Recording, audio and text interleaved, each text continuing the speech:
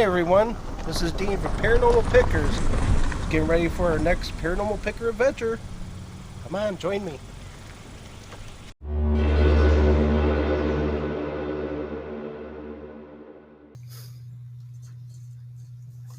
Hello everyone. That's my introduction. Alright, so here we are live. Paranormal Pickers. Season 3, Episode 2. And to the left of me, I have none other than Cindy Heinen. Hi. Wow.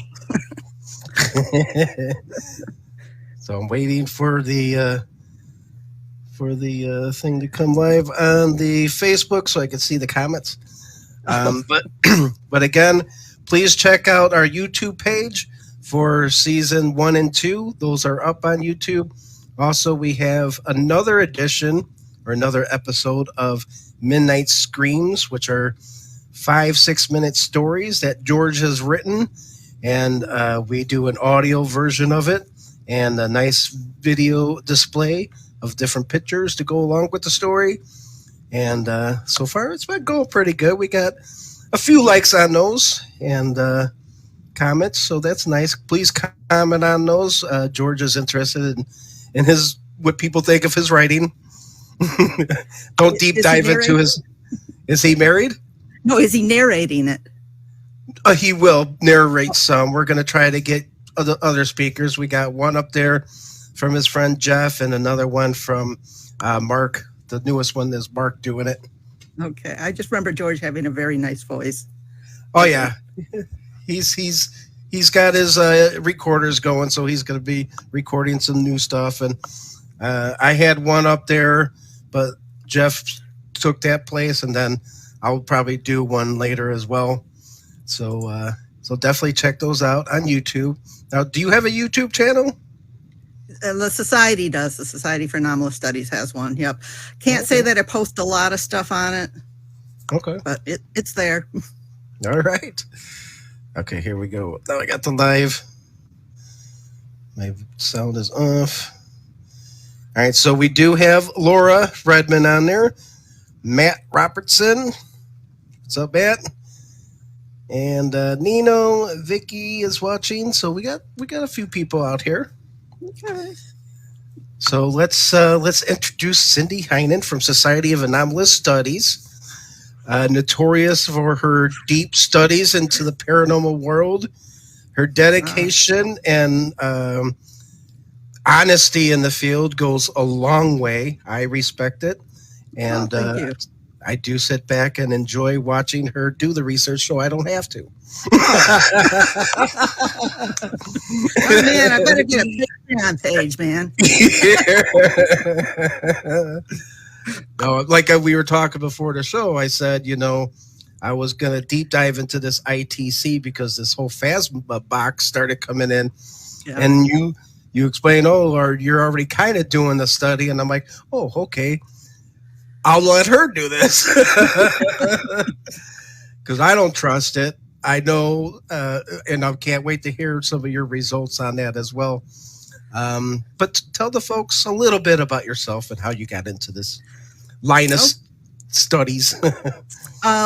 So actually it goes back to the early 2000s when I just had done some reading. I approached things generally pretty academically.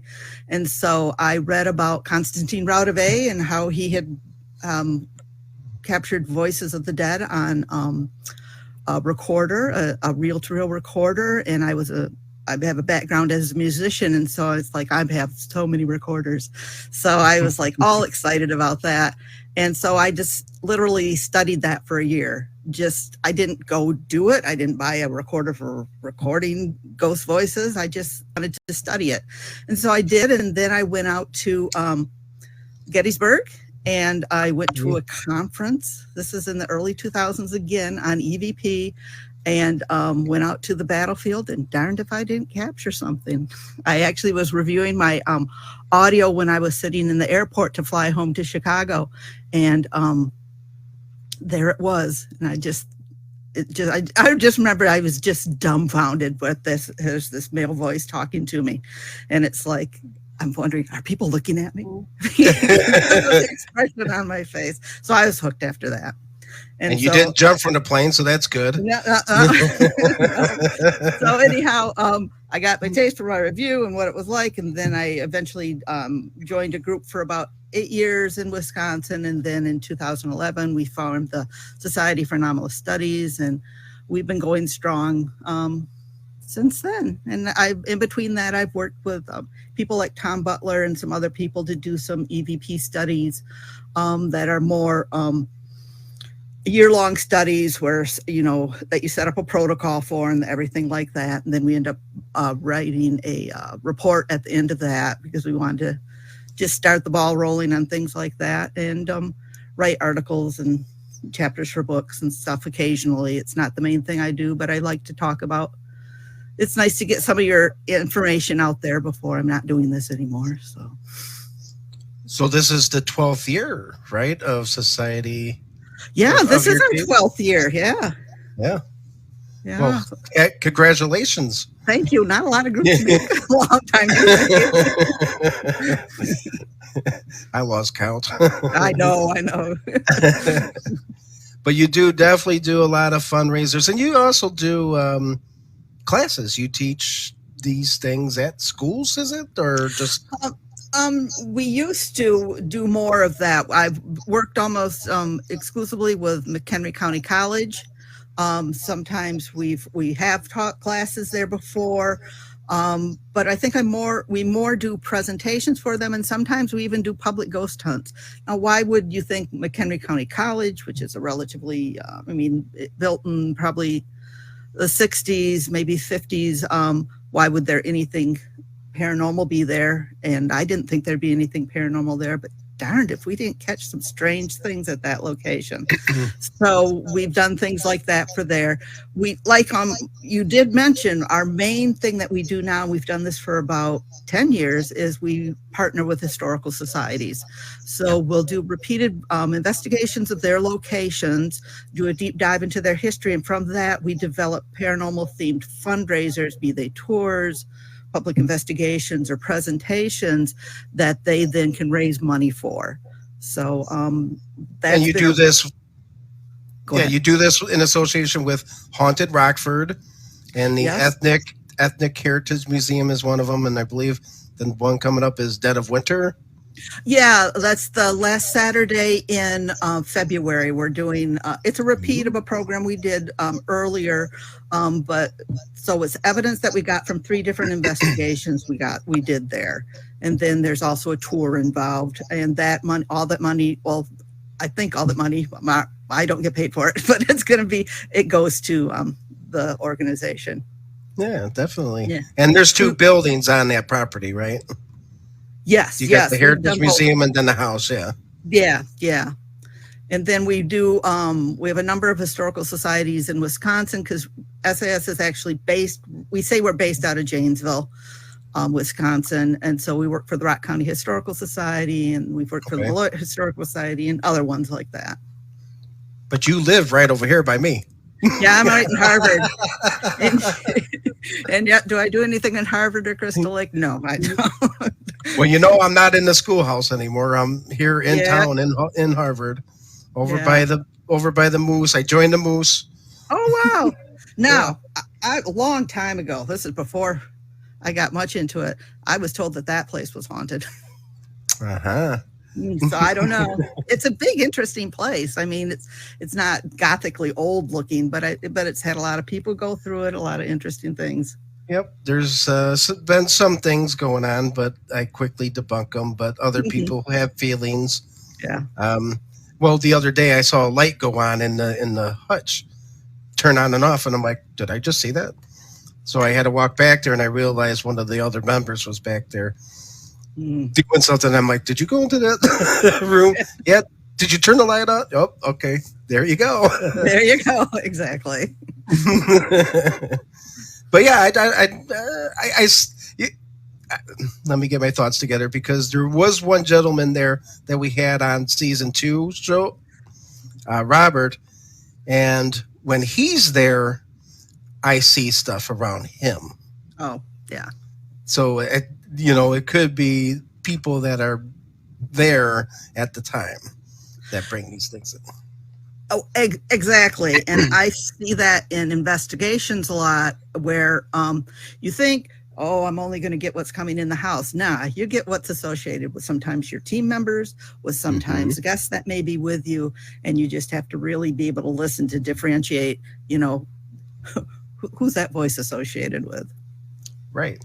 Which is a perfect back to the case study investigations that you do, which are repeat investigations of the same place. Tinker Swiss Cottage is one for us, obviously. Another one is the Monroe House, or in Hartford City, Indiana. We've been there 3 times. And I got to say, the last time we were there, the spirit box or whatever, and the spirits were messing with one of our members. She freaked out and left the room. And it was just 3 guys left in the room. And I said, Tim, put your ghost box back on with the headphones. And I explained to the spirits, because I did my research with other teams doing investigations there. So I know how they act there, and I know how they investigate there, and I know their investigations. I have a spreadsheet filled with everything that they captured. Of course, I can't deep dive because I don't have their actual recorders. So I can't know, or I don't know what day is it on or what time of day they capture this. So I can't pinpoint it that way. But I know the attitude that they bring, because it was the devil's house, blah, blah, blah. They're asking for all these dark images of this house. And you don't know what's there, No. So when I got in there, I pretty much told the spirits, no, we're not like these other teams. And Tim on the headphones, it became angry. It was angry at first. And as I started to explain it, the responses started getting better and the room started getting lighter. And then the girls came back in and they're like, it's changed. What did you do, Dean? Whatever you did worked. So they now, I think the spirits understand they can respect us because we respect them. We're not like these other teams that are going in there demanding, them to do things, So it does work. Yeah, it's not a dog and pony show. It's you go in there because we have the same attitude. And Randy, who's the director of the group, always goes in and said, "We're here looking for good spirits, and we respect you." And we do this whole thing beforehand, this like introduction of why we're here. Do you remember us?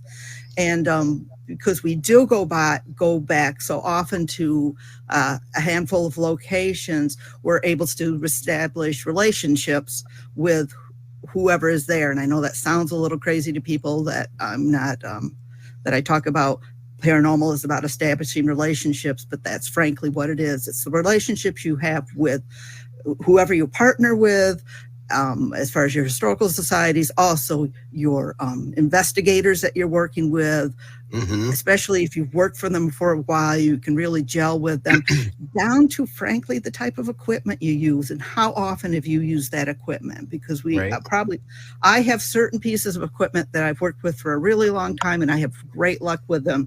But honest to God, somebody puts an SB7 in my hand, I can't get the damn thing to work, but I can get other things to work. So it's, Yeah.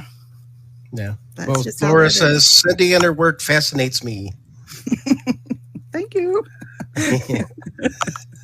Well, with the equipment too, I'm the same way. It's an extension of my arm pretty much. And that you learn how to use it, what it does.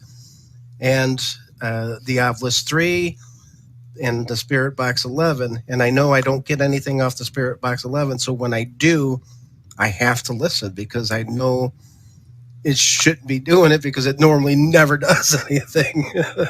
Yep, exactly. So that's when you start being that's when you have to pay attention. Yep. And back with the Tinker Swiss, even to the point where Tim and I were there one night.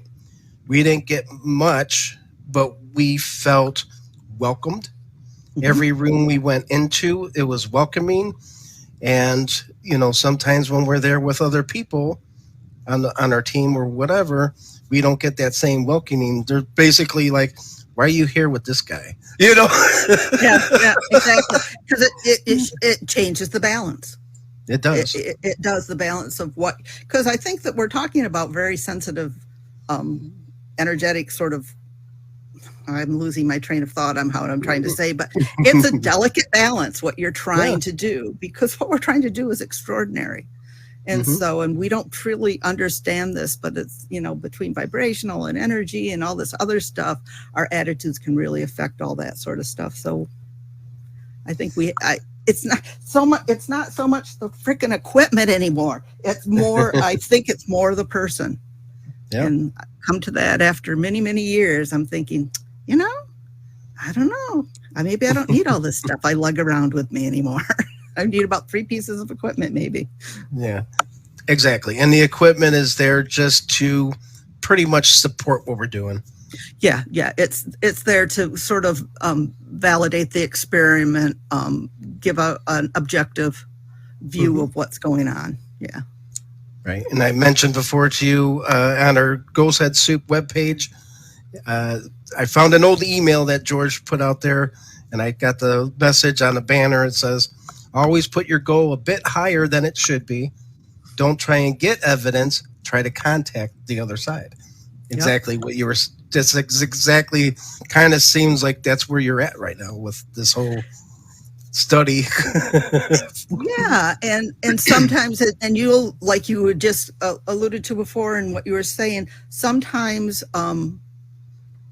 you go on investigations and there doesn't seem like a whole lot's happening, and sometimes you have investigations that are active, but mostly what I see is this wave-like pattern during an investigation where you have these energetic lows and then you have these waves that are high where you get interaction, and then it goes down and then it comes up, and we kind of call them paranormal bubbles that float through an investigation. But there's easily to pop those sort of bubbles too. If something goes just a little bit askew, it's like everything, you can just feel it just go, it collapses. And I was like almost 10 years in before I started realizing what was going on as far as that goes. Yeah. And well, you're learning. I mean, that's how it's part of the process. Yeah, and that's my process and my experiences. It's, I don't know that. I think other people probably have similar things, but they may find something else or call it something else too. Exactly. So sustained spirit communications is another term you coined. Sustained electronic spirit communication. I even had to think about it. And so that was, and why I called it sustained is because it got to a point at times where we seemed to be zoning in on one or two. It felt like one or two spirits, or sounded like one or two spirits, and the storylines seemed to stay the same. Like we would talk about a certain thing and they would elaborate on that story. So to me, that was sustained communications through electronics. One in particular was one that that Randy and I did, where a woman came through in a location that I can't disclose, but it was supposedly there had been some sort of a murder there. It was just speculated.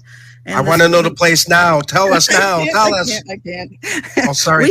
That's my Jerry Springer coming out again. We do sign confidentialities with our clients. We're different from other groups, maybe in a way. I don't know how many groups do that, but we do agreements with them based on what they want and what we want. And then we also do information release, because it's really important to us that the client is very happy with how things are released. You don't want to come out with some crazy stuff and you're working with a historical society and you could really hurt their reputation. But I digress. I'm back to the location that had the murder. So this woman came through and she said, frankly, she was murdered. And then that she was shot in the neck. And and then named the name of the band, and it just went on and on and on, and then it collapsed. So that is like quintessential sustained electronic communication. The Does name it of the happen? band. What's that? The name of the band. Oh, I'm sorry. I'm speaking too fast. No, not the name of the name of the man who Gotcha. shot her. And as much as I tried to research that name, and Randy and I both tried, we could not find that person. But we're talking back in the probably early 1900s too. We don't know. So yeah. Do you like the research part of it? Which part do you like doing better? The research, the deep diving into the newspaper, or the investigation part, or what part of the process do you like the best? Or more enjoyable, I should say. More enjoyable. I like the research a lot, but I also love having the experience of the investigation, and I especially love when I get something from the investigation. I'm sitting there wondering, what do they mean by this? And then all of a sudden it's laid bare in the investigation of the history. So the aha moment. Yeah, it's like that's what they're talking about. Yeah. We have one, for example, we have a guy in an voice coming through, and he's talking about a growing wheat and that it was a great crop. And we're going, what does that have to do with this location? Well, we found out later. The farmer almanac. Well, we found out later that he had this band had actually been in association with this house, and he actually was like the wheat baron of the city that we were from. So it's like, those are great moments. That's worth, if you can get a handful of those a year, that's cool. Right. So do you have any sensitivities? Like, do you know things before you know them, or do you sense something around you? Do you get the chills, or? I'm not a psychic medium, but you can't work in the field for as long as you and I have and not come out with something, because you're putting yourself in those situations all the time, and you're actually stretching that mental part of you, that psychic part of you. Even though you don't think you're doing it, because who are you reaching out to? So I've certainly been on investigations where I felt something. I've been scratched before, been pushed before. Now, contrary to what other people think that that's awful, I don't think it is, because I don't know how hard they have to work to get my attention. And so if I feel like somebody's pushed me or nudged me, they may just be really trying really hard to get my attention, or even scratch me. So I don't put a negative connotation to that. But I like that. I like the stretching the mind part of it, because that's you're exposing yourself pretty much in that area, and and you start noticing. So your brain and your body is an extension of one of our tools that we use, and if our tools picking it up, our bodies can as well. Well, it's a major part of what we do, more so than, it seems like every time a new piece of equipment comes out, everybody's just mad to get it. And then all of a sudden, 6 months later, you see a bunch of them for sale because nobody wants it, because they didn't work for them. And that's normal, because not everything's going to work for everybody. You have to invest time, and effort and emotion even into getting these pieces of equipment to work for you. And some will and some don't. We already talked about that before, about some pieces that work for us and some pieces that don't. I have. And I still have the camera I bought from you. The does video it work camera. For you? It does. It works awesome. I love it. I have this little bitty recorder like this. I have like 4 of these. And this is the only one that really works well for me. I can't even see it. It's so tiny. Sorry. There we go. It's a little bitty 1999, 98 Radio Shack. Around the time people were doing, that's a little mono, they called them integrated circuit recorders at that time. It was around the same time you could either buy a DR60, which is the one that goes for thousands and thousands of dollars. It's that Panasonic one that people are going nuts over. The DR60, or you could buy this. I paid $3,000 for this stuff. I'm like, just build your own. Just get $20 $25, but they both cost $40. And so I decided to get this one. But anyhow, I have bought a lot used since then. I lost my original one on the tube in England. That's another story for another time. But anyhow, yeah. So this is the one of the four that works the best for me. Why would one work better than the other for collecting spirit voices? So I'm more attached to this one. Other members of my group have gotten these recorders, but they're not having the same results that I get. And I think that's just a matter of time in doing it. Working with that recorder, or maybe they'll find a different recorder may work for them better than this. So you threw the bomb out there with England. What's going on? Where were you? Where did you go? Did you meet Yvette Fielding? Come on. No. I want the scoop. I want to know. No, I was going to interview a woman for while I was there on vacation, and then I was going to visit. Her name is escaping me right now. Last name's Chatham. But she was an EVP person that wrote a really famous book back in England during that time. And she agreed to meet with me. And so I went on the tube to go to the thing and left my recorder on the tube and never saw it again. The tube being the subway. Gotcha. Now, you did do writing. Did you still do writing? I mean, you wrote for... What's your resume? Well, I think more. I originally started writing out reports because I like writing reports, and you wouldn't see those. But after an investigation, they basically get a book from me, or I would do research papers. I wrote a couple chapters in books before. My last one was. I wrote a chapter for this, The Feminine Macabre. And I wrote the chapter in here is about sustained electronic spirit communication and our experience as a group with it, and how we kind of tried to, we started in about 2017 doing that particular technique and trying to figure out, well, what makes it work and what doesn't make it work, and what is our experiences with it. And I even list examples in here. And if you go on our YouTube, there is a sustained electronic spirit communication like selection. You can go and there's a lot of files that relate to that. Okay. Some that are related to the book, but some we also did some, I call them in-home sessions. So they will be done in this office that I'm in right here. And I may have members of my group on the phone, and we may be doing it just like this and trying to do a session. And we've gotten some really interesting results doing it that way. So you're deep diving into ITC, and one of the things that people are using a lot of, and I don't think they're kind of deep diving into how it works, is the Phasma box. Yeah. And it's an online application. You have to pay for it. It's probably out there saying it's it's a toy or whatever. So I don't know what their fine print says.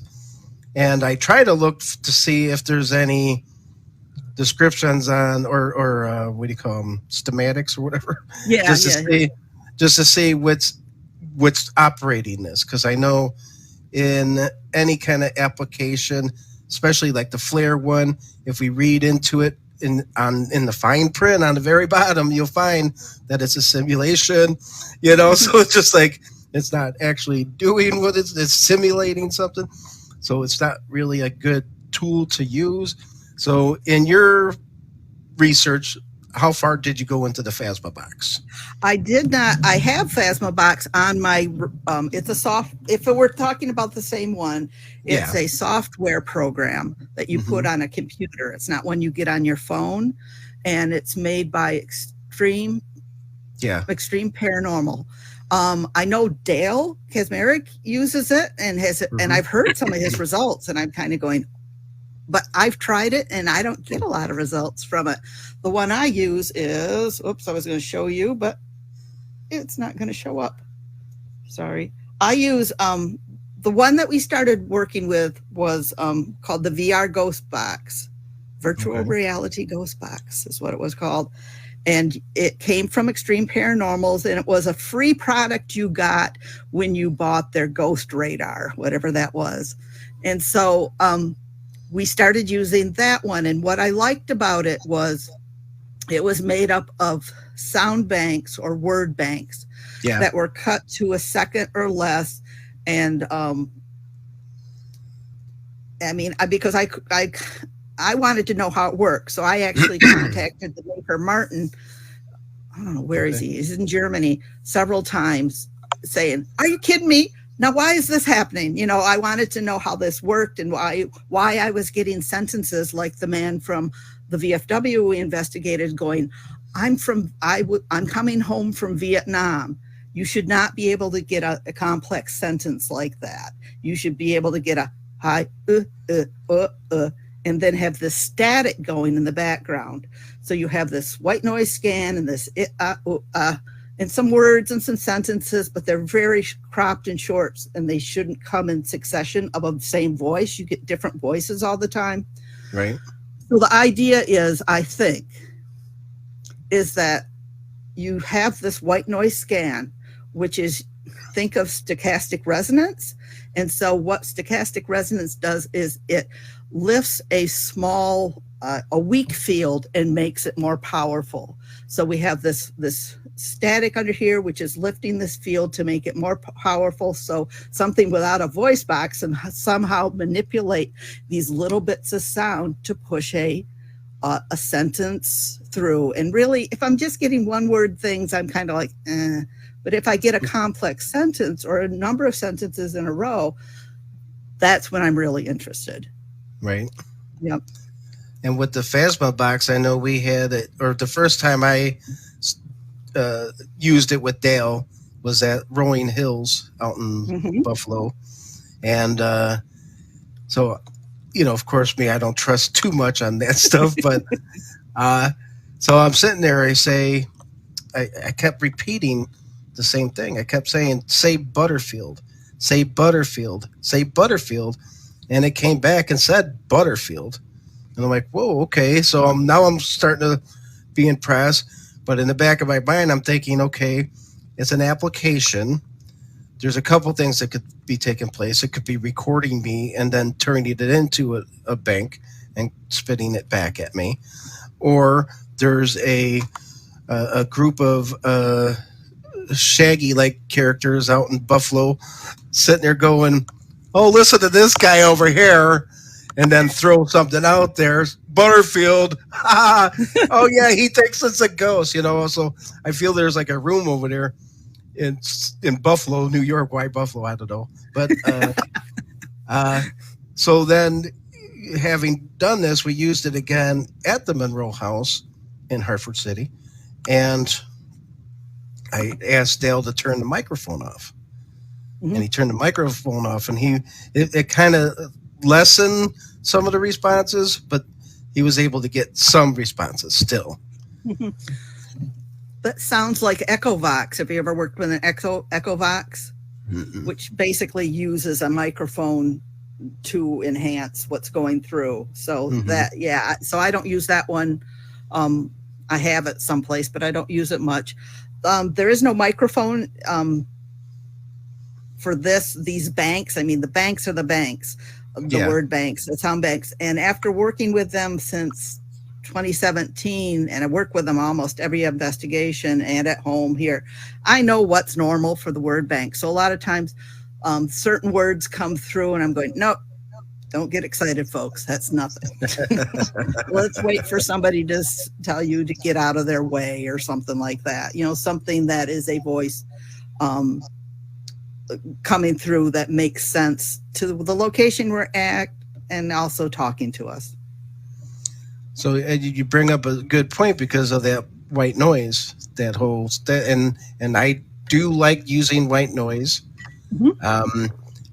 Just in general, I mean, even those things you find at the Goodwill stores that has the baby sleeping monitors on it, where you have the white noise going or any kind of noise, and they have apps out there where you could play pink, brown. Even YouTube has YouTube videos with all this stuff, and I just you could use it. I remember using it at a house in Hinsdale, a mansion. Place was empty, had no furniture except for a piano, and the only person in the house was me.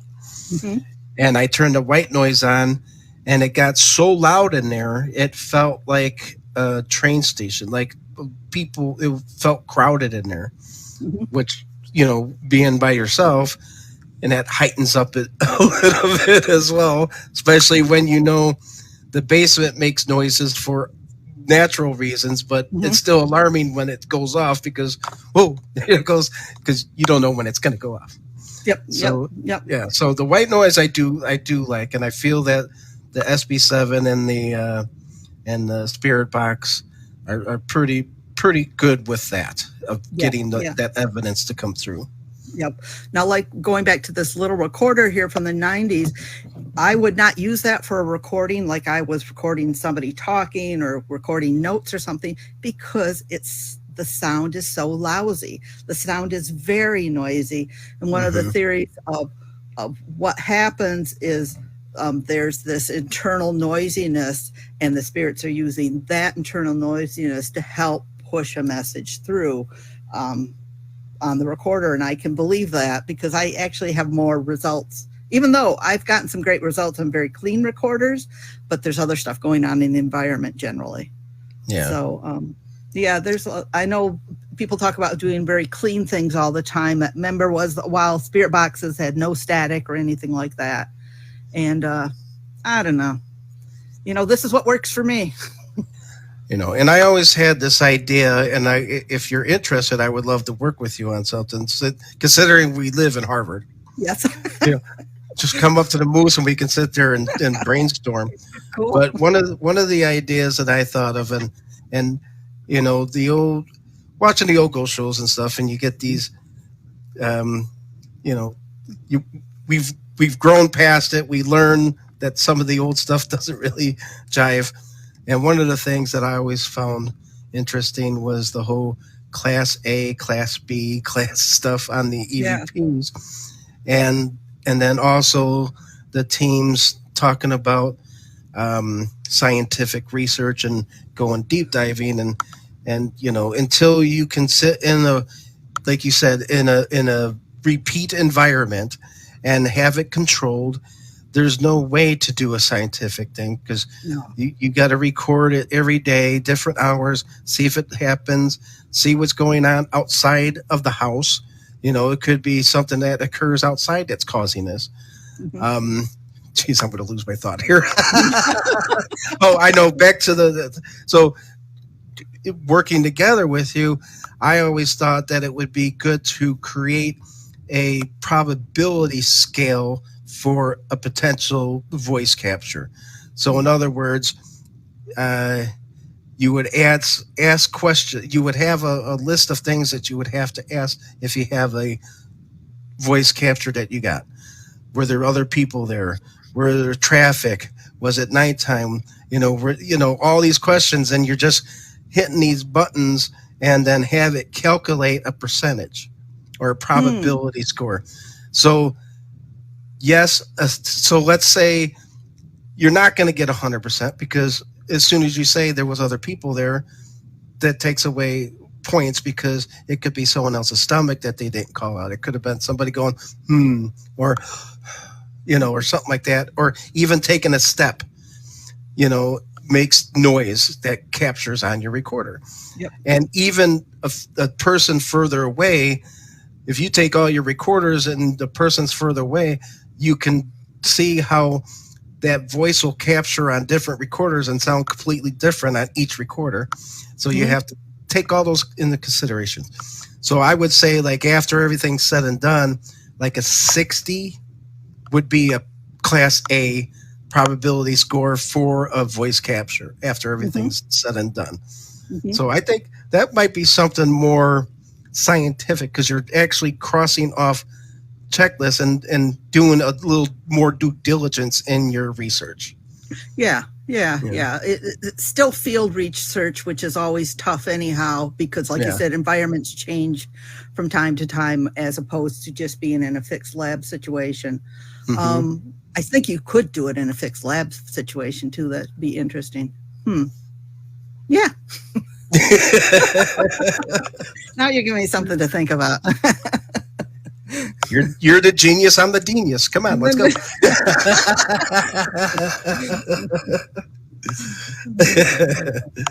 But that's something we can work on because I think it would benefit a lot of researchers.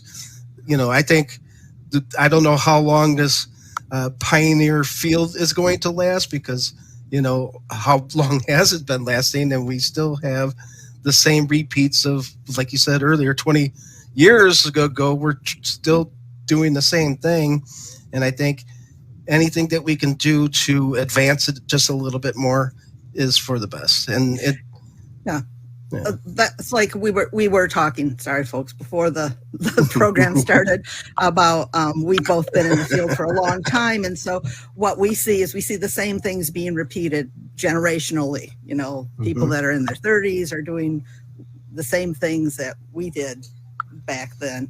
As far as so what the field really needs is just new original thought on this, not trying to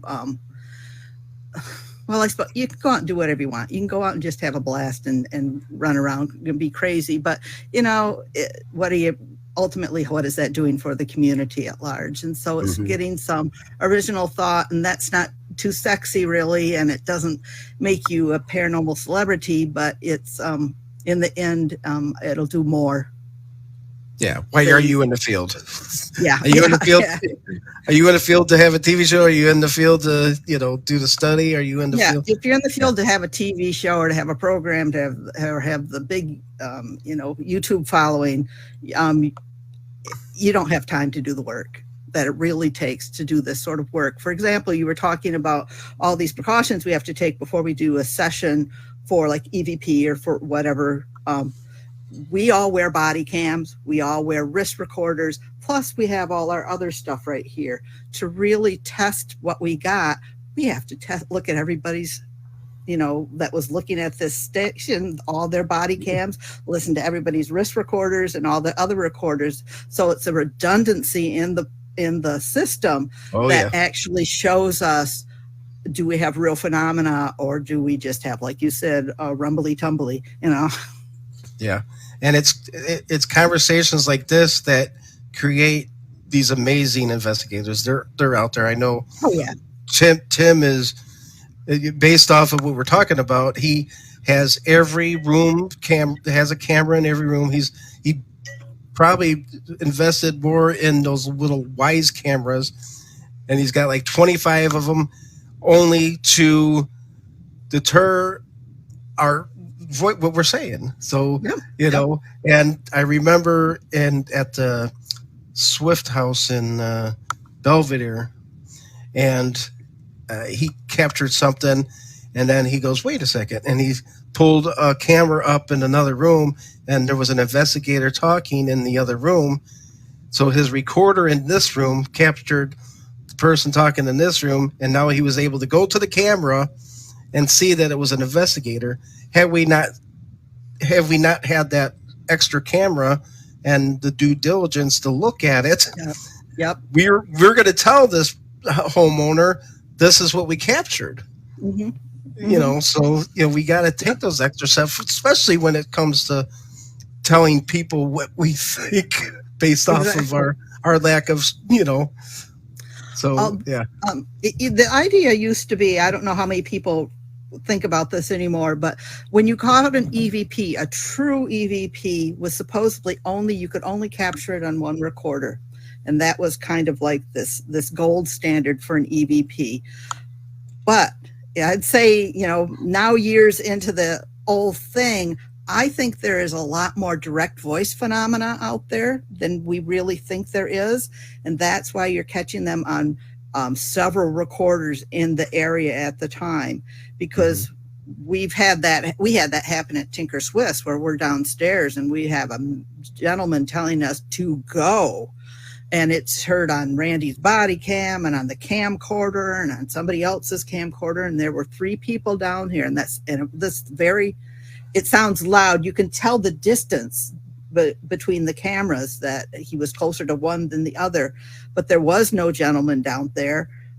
We think it maybe was Mr. Tinker, because we were bugging Mr. Tinker down there in his room, and he had every right to tell us to get out of there. So I do think there's more direct voice than we think. I think we're so sometimes focused on what we're doing at the time that we're not necessarily hearing it. Just my thoughts. I agree with that. I know that based off of our research with the younger ears and the mosquito tones and the stuff, I mean, the kids are hearing it, but we're not. We're capturing it. So, of course, it's direct. I mean, it's there. Yeah, yep. Yep. Now, who is it? Yeah, like you said, it could be Robert. It could be anybody. It could be anybody, unless they start to have that conversation with us. And this one, because we didn't catch it, we weren't ever really able to engage to make that connection to have anything, because we didn't know what was happening, which happens a lot. So besides your fundraising and everything else, is there any new things you are working on, or did I just open the door for the new probability score idea? Well, we have a lot of historical societies that we're working with again this year. So developing programming for them after we do investigations, and there are multiple investigations of the same location and things like that. So that just takes a lot of time. Oh, yeah. And then, the only conference we really do is Kathy's, the Haunted Rockford one, which is just I love that conference. I wish Me too. I would tell people to attend that one, because what I'm interested in is not what the celebrities are saying, but what the in the trenches paranormal researchers that are out in your communities are doing. That's what's interesting to me, and that's where I learn more stuff than if I go listen to a celebrity talk about. It's one of the greatest. It's one of the greatest days of my life, because I get to go and see all you guys. I know. We get to it's like our yearly conference. We get to see each other's done for the year. It's a paranormal family reunion. I mean, it's great.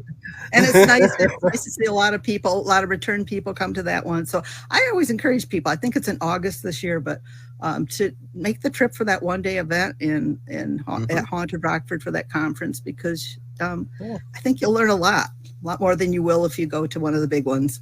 And it's a fundraiser. I mean, it goes to the museums again, which is awesome. Yep. So nothing new. No, just doing that. I was doing historical research today. I was supposed to have a meeting today, but I ended up doing historical research on just because you never know where that's going to lead you down the path to find to something else to discover. So it wasn't even about locations that we're at. It's about, I do a lot of work in Janesville, so I'm always interested about that history of Janesville. And who knows where that'll lead us. It's early in the year. It's already February. What are you talking about? I know. I had to take time off though after November, because I created 7 presentations last year. It's a lot of presentations to present. And so by the 1st of November, I was ready to go to sleep for about 2 months. Yeah, I know. I got one to do April 22nd up in Broadhead, Wisconsin. Oh, yeah. The Spirits of the Spring. And then April 15th, we're going to be at Tinker Swiss doing a public event there, or investigation there with a public investigation. So that's going to be cool. So those are my 2 things. And I don't have to really too much of a presentation. I got another idea that I'm not going to divulge yet for Broadhead. I think people are going to like it. Okay. So since we have Laura Redmond on, I know she asked me earlier to ask you if you still do massages. I am still a licensed massage therapist, but I specialized in hospice. So take that with a grain of salt. I actually do. I'm stepping away on that It was one. great. I enjoyed my time doing that. Um, but I am still licensed, but I generally do. I have a lot of years experience in doing a Japanese style of body work, which I do that actually more than I do massage because it's easier on my body and I think it's more effective. Oh, there you go, Laura. But I don't do it. I'm retired, so I do what I want to do. You're retired, huh? But I yet you do am. all this stuff. Yeah. Well, I can't sit still. Yeah. Oh, that's true. That's true. Yeah. So one of the things we bring up. So last episode, I talked about creepy nature, about the coffin fish, and then I had talked about dreaming, or not dreaming, but seeing the white hearse 2 days in a row, back to back. So that was quite interesting, but something I wanted to bring up, and I know you had a little bit of interest in this. It's called. This is a segment called Mad Science.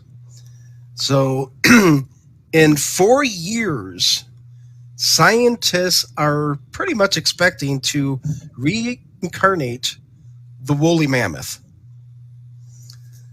Colossal, this is what I took off the internet. Colossal recently added $60 million in funding to move toward a 2027 extinction of the woolly mammoth. This Dallas based company is now working to edit the genes for a reincarnation of the mammal.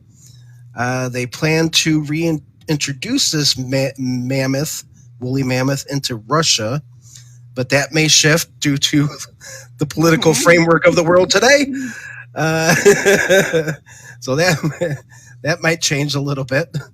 Um, but it's to basically reintroduce this animal to save the ecosystem, get the health of the world's ecosystem up. This is what they're saying. And the woolly mammoth's DNA is 99.6% match of the Asian elephant.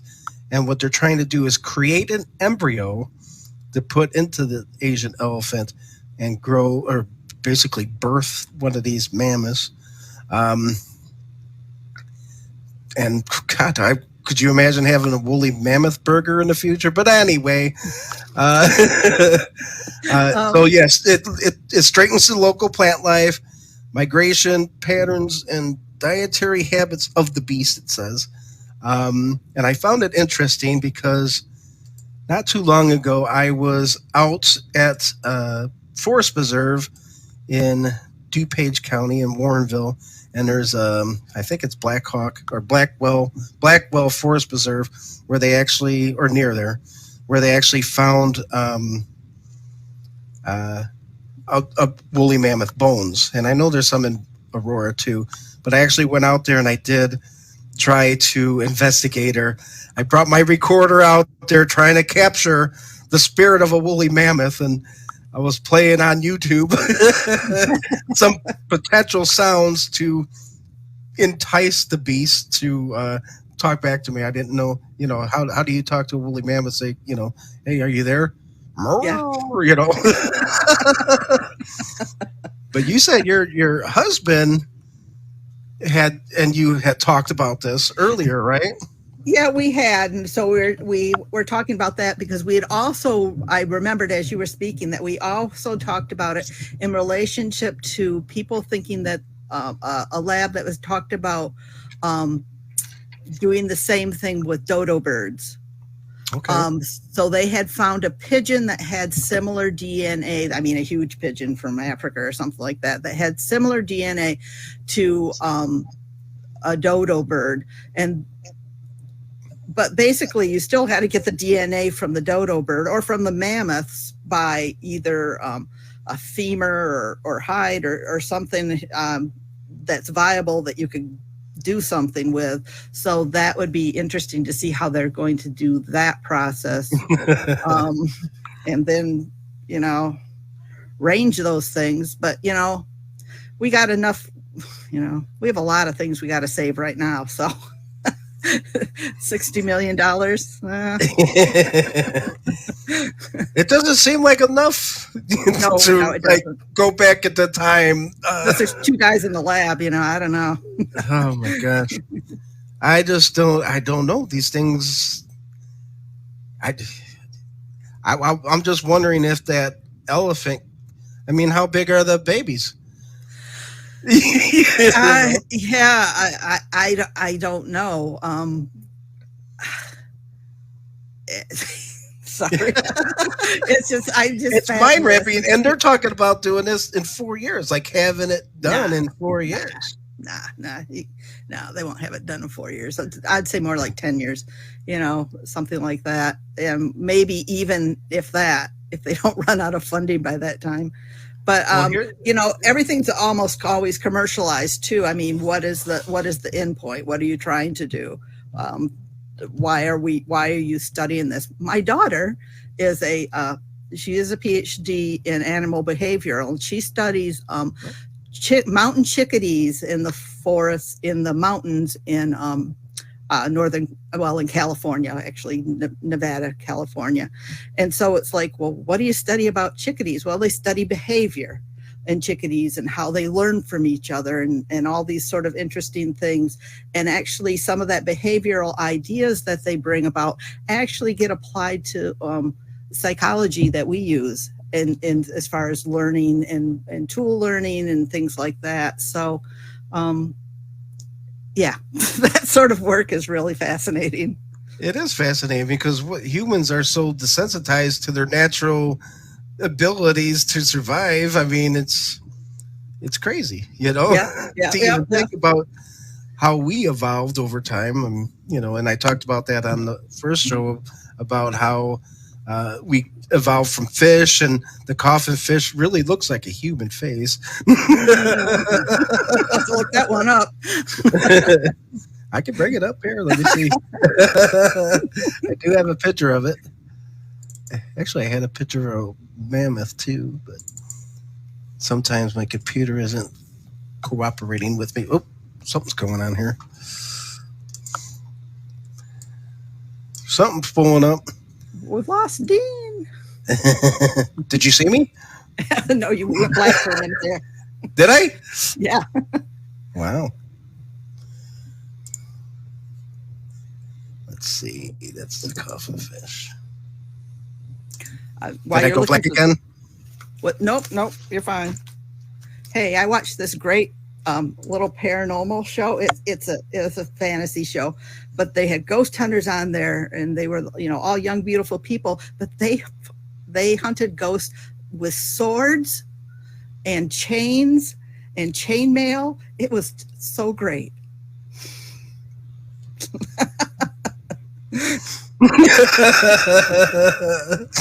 As you laugh. I think, I'd love to have a sword on an investigation.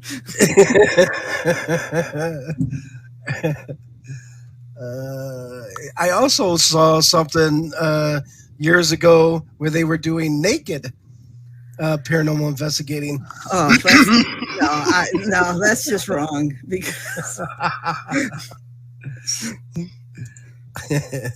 don't knock it till you try it. Oh, there we go. He's in an ice cube. So that's the one that they use. So yeah, that's them coming back. That's how they're going to be born.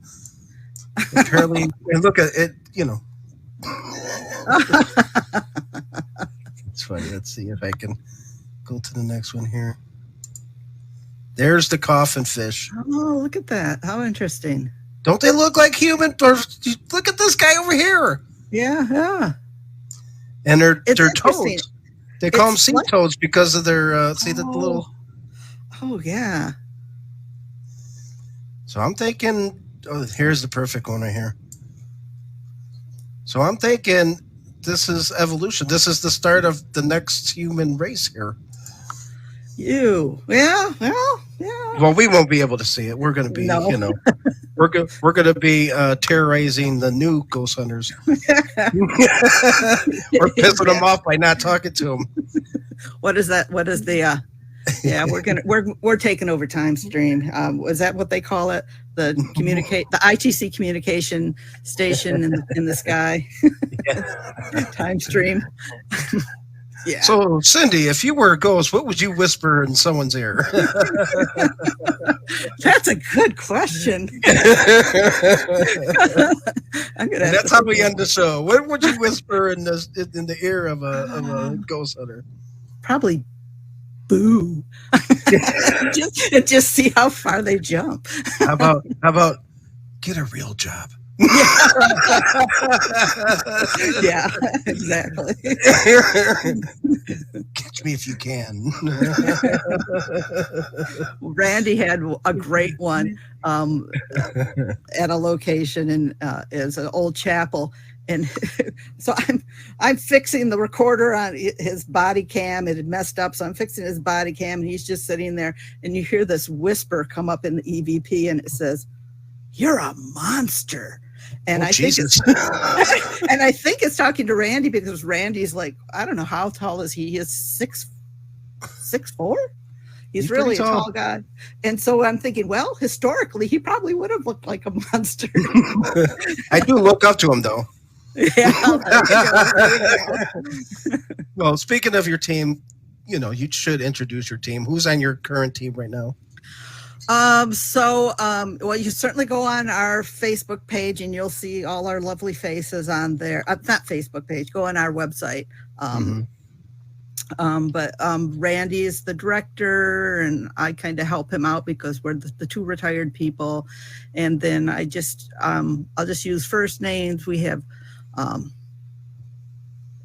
Jared and Pam and Michelle and Karen, and I hope I got everybody. We're a very small team at this point in time. We have 6 people in total, and maybe more coming on in the future.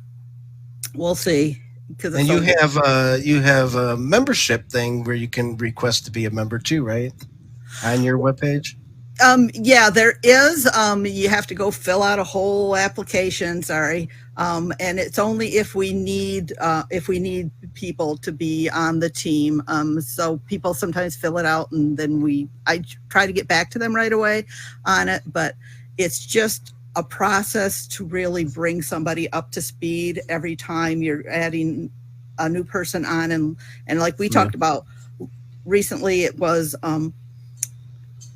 there's a really fine tuning balance to a group. And when you start adding people in or people start dropping out, it sort of shifts the dynamics of the group, which does affect investigations until you kind of find this new equilibrium. And I just know that because I've been in groups for a long, long time. So here's the pitch.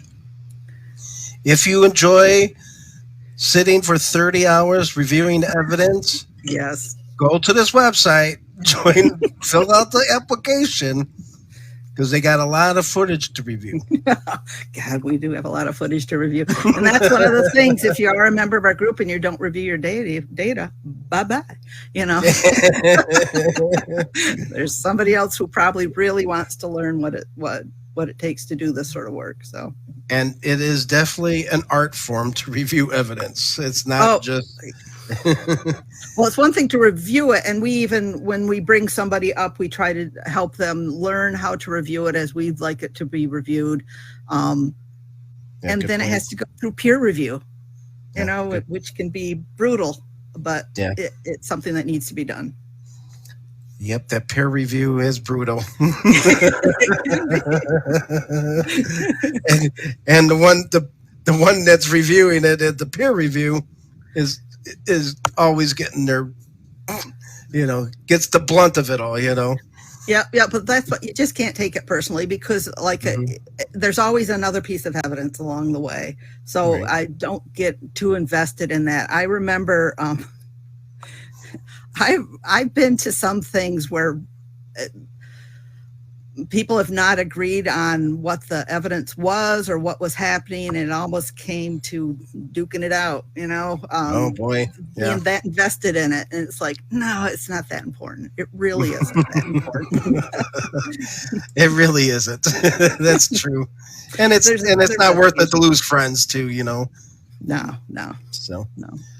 And your website name is Society for Anomalous Studies? Yep, yep. You can Just find re- our just YouTube that way, our website, and our Facebook page. awesome. And hope to see you in the near future here. Maybe a potential re- new producing a new probability score for Oh, voice there capture. you go. I think that would be worth it. I'm, I've always had that in my back pocket, and I kind of use that as a tool when I go places. Of course, um, I drive around the area. I know where the power stations are. I know Mhm. where the radio stations are. I know where there's trains, traffic. You have to do that because you know how sound carries. You know Yep. that one example was a theater, and I noticed that during parts of the night, people would come out of the restaurant kitchen and have their cigarette because they can't smoke inside. So they have to come outside and smoke, and that's when they sit there and talk. Unbeknownst to the investigators in the theater and doing an investigation in the bathroom, they're like picking up voices saying, "There's people talking." Well, yeah, there's actually people talking, but to them, it's a ghost. Yeah, yeah. Instead of looking around and trying to figure out what was going on, yeah, in the Yeah. situation. So, Exactly. do you have anything else that you would like to add tonight? Um, Not that I can really think of. Just I always tell people who want to learn to investigate to just be open to it, learn their equipment very well, know their environment. Those are really huge things, and we're I'm we're big note takers in our group because it's so easy to forget things on an investigation. So after every session, we divide our investigations up into sessions. We stop and we take notes because you're going to forget about it. So those are little pointers I have for would-be investigators. Well, maybe I'll have to bring you back on and see what else is going on in the future here. Okay. So, thank you for joining me tonight, Thank you for having uh, me. and getting through the StreamYard process Yeah. to get into the studio. So I'm going to wish everyone good night. We'll go back to the studio. So, thanks for joining and watching, everyone.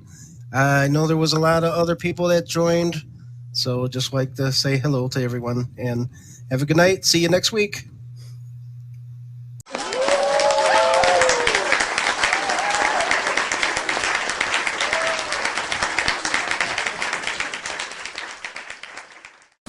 Oh, hey. Wow. Oh, hey everyone, it's Dean from Paranormal Pickers. Oh, I got the preview for the next episode. Oh, yeah.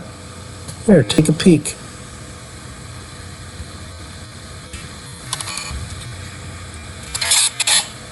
Oh.